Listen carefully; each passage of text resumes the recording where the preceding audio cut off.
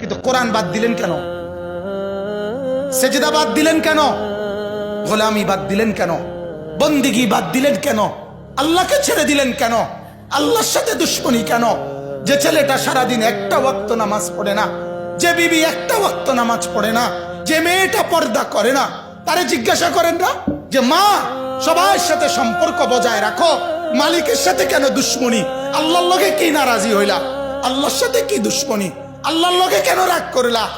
কেন রাগ করলা?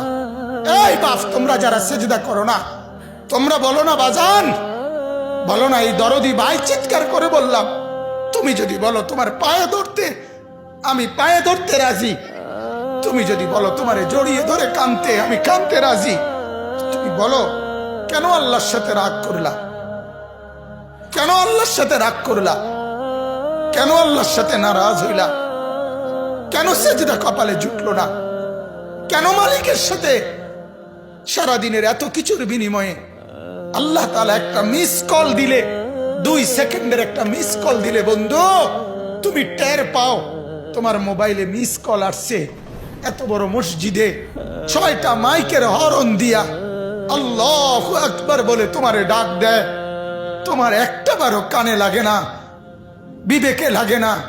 তোর মতো সত্য ডাকাত, তোর মতো পাষাণ বেটার কে হইতে পারে? বেটা কথা বলেন না কেন? তুই ডাকাত, কত বড় ডাকাত? হ্যাঁ, এজন্য ইনশাআল্লাহ আল্লাহকে রাজি করব। বলেন ইনশাআল্লাহ। সেজদা করব তো ইনশাআল্লাহ। যুবকরা তোমরা বলো না?